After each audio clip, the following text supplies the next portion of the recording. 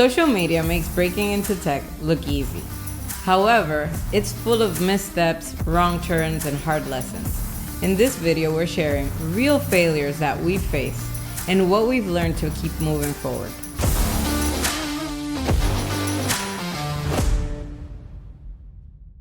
Things you thought were failures turn out to not necessarily be so. I have so many examples, man. For example, going to college, after college, the issues I had finding a job, the prospect I had for jobs, I felt like I was a failure just by choosing the college route. But it paid out. It paid off, not as I expected, but it did pay off. Not only when it was time to get my Linux job, it helped me. It didn't get me a Linux job, but it helped me because when you show up and you also have a degree, it improves your resume. But the things you consider as failures in the beginning might actually be a blessing sometimes. Yeah, definitely. Yeah. In my case, I studied for 2 certs before I went into the job market. And I failed that second cert. And I was like, that's a sign. That's a sign that I must give up, that I'm not good for this. And I probably failed for like 10 points. And also, you have to let people know what cert you were studying for. It's a fairly advanced certification. Yeah. It was for the Red Hat Certified System Engineer. So there is a little bit of imposter syndrome in there. Because how would you be studying for something so advanced? That's a cert that people take after 5, even 10 years or of never. experience. Or never, exactly. And you're attempting this without much work experience. And your mind still finds a way to expect you to actually get it done the first time right. Yeah. Which is possible, but not necessary. Not yeah, even and also necessary. it definitely doesn't make you a failure if you failed a certification the first time, you know? No, like now I think back and I see people with many years of experience going to certify on things that they've worked with and they fail. Yeah. And I was considering myself a failure at that point. And that's a disclaimer as well.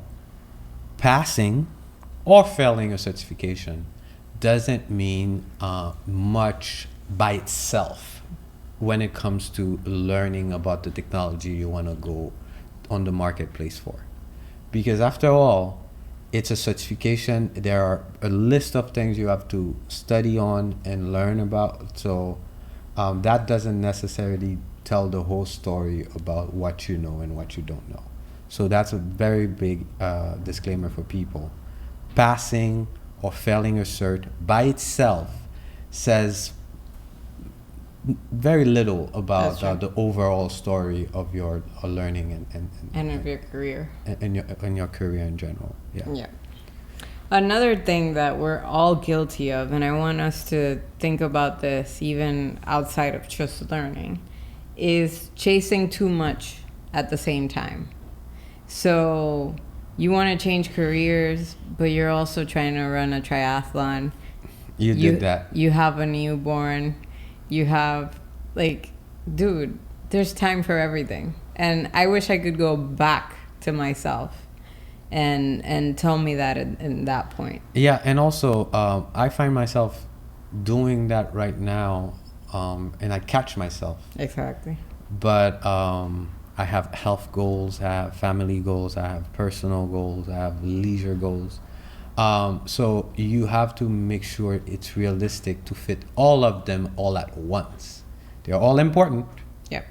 But you have to really be realistic, because if not, you're gonna burn out, you're gonna feel like you failed, and then nothing is gonna matter.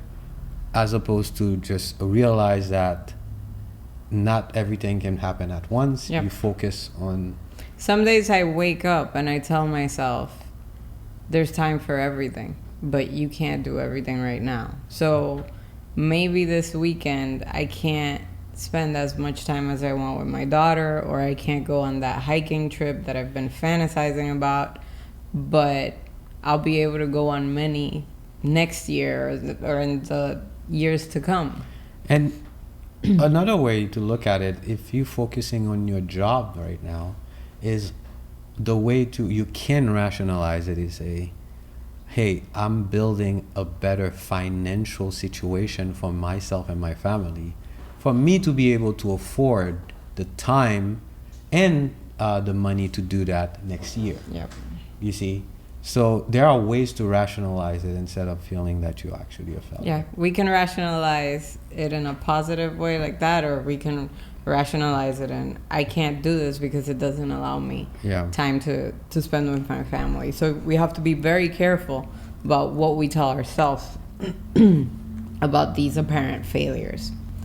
Another thing that I'm guilty of is I've stayed too long in a job, especially in my first job, right? I think I outgrew that job at 1 year, but I stayed there almost for 2. But why do you call it a failure? Well, one of the things I see is that when you come in, you get lowballed, right? Yeah. Because you're most likely a entry level or coming into a junior role. And it's like they can justify giving you additional responsibilities at a rate that does not match the rate of salary increases they give you. So it's like, I can give you 60% more responsibilities because you're carrying it with grace, but I can't justify giving you a 15% raise. So it gets to a point where it just doesn't make sense to stay there. Okay. So did you negotiate your salary and not get any good response, or did you just not? I didn't, period. So in that moment, I felt that moving away was just easier. Like I was going to get more respect somewhere new. And I failed there too. I did not negotiate my salary when I went in. So despite getting a raise between job 1 and job 2, years later I noticed that I was underpaid inside the environment.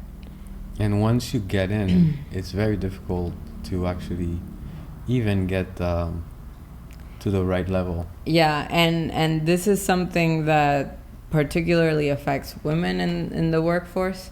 We're not strong negotiators when we're trying to apply for jobs. And this is public data. Yeah. Right? There's statistics about this. Yeah, and there's actually a book I recommend most women to actually read that's called Lean In. It's all about how you negotiate, you actually make yourself heard in an environment, especially an environment that's overrun by men. It doesn't matter if you are in tech or any other environment. This book, if you are a female in the US trying to advance your career, you should read that book. It's called Lean In. Very interesting. Yep. Because what you're talking about, the ability to negotiate, you know. The ability to advocate, because you're advocating for yourself. You're creating a precedent for future women who come into the environment. So I agree with you. It's a skill. I enjoyed that book. It's a skill, and also it's not only important, but it's important to let other women around you know that, you know, you can do that. Yeah. Another thing that I know I should be doing, but that or that I know I should have done, but I never did, was to proactively interview. Like, not waiting to be frustrated about salary or a job to then look for a job. Mm-hmm. I've seen this, and I've seen how people that go out and just check out their market value and constantly improve their interviewing skills, they are the ones that can.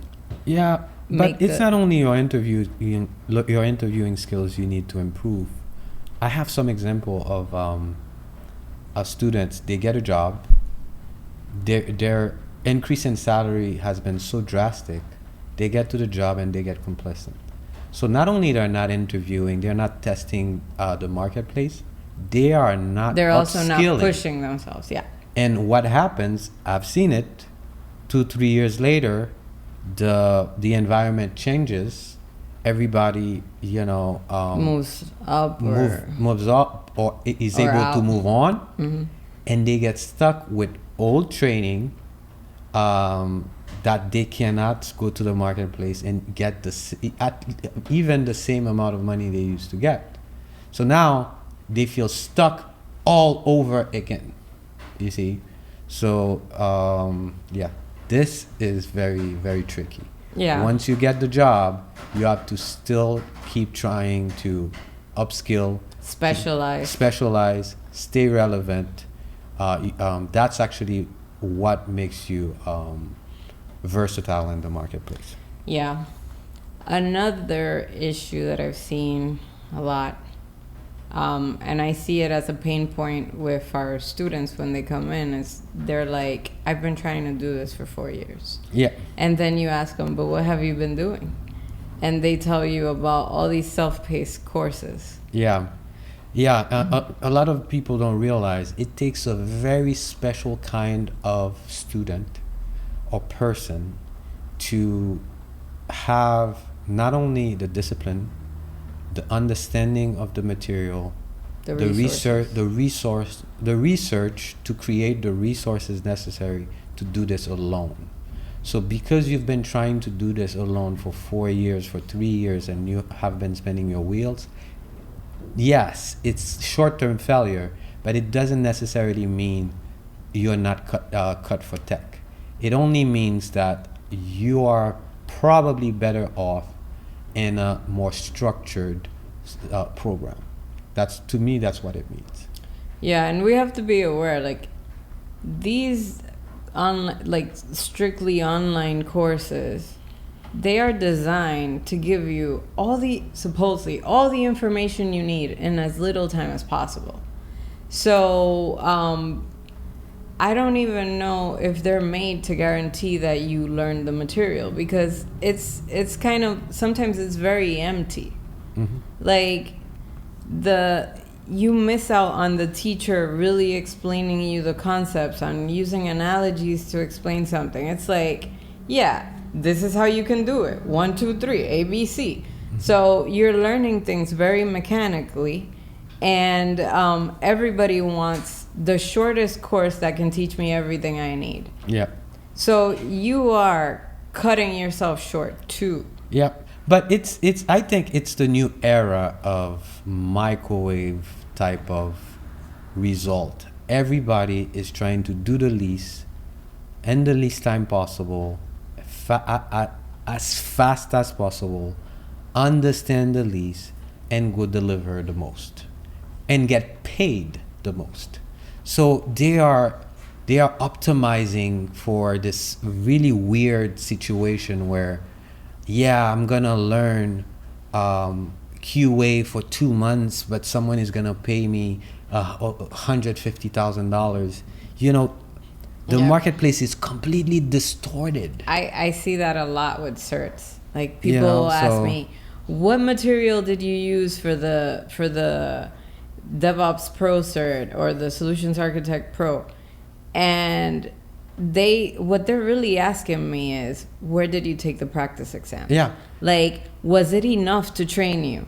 And I'm like, dude, I read the white papers. Yeah. Like, I didn't just do a course. You did the work. I read 400, 500 pages worth of material, took highlighters, condensed those notes. So if you ask me what exam bank I use, like what practice exams I used, if it was from Linux collection. Academy or Cloud Guru or Udemy or whatever, that tells 10% of the story. Yeah.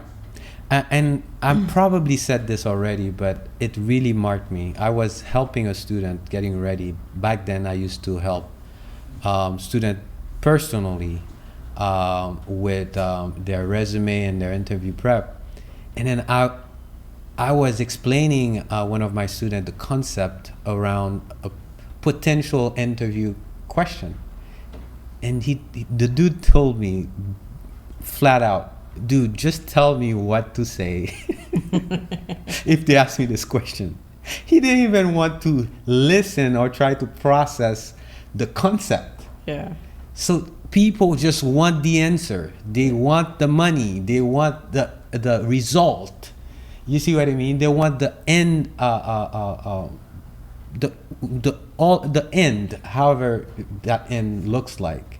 But they don't want to deal with the process, the work, the effort, the pain. They want to skip all that, Yeah. and get the results, Yeah. and the rewards. Yes. Prime rewards. Yeah. Another failure that I see a lot is, and this has to do with interviewing, when people just focus on the tech. So they are ready to explain the OSI model. They are ready to explain like really complicated things. But when they ask you, tell me about yourself, they give a 30-second answer. Yeah. But in general, it's a lack of, well, it's not going to happen at Yellowtail Tech if they come to Yellowtail Tech, because there's a big part of training where we make sure they are able to not only show up strong technically, but as a overall good candidate. So yeah. But in general, to me, failure is just feedback. Failure, if you make it, it's only temporary, because it's only final when you stop trying. So consider, if you fail, that it's just feedback that you need to take and learn from and keep going. Because man, you're gonna definitely have way more failures than successes, but the successes are gonna be the ones that matter and the ones that you remember.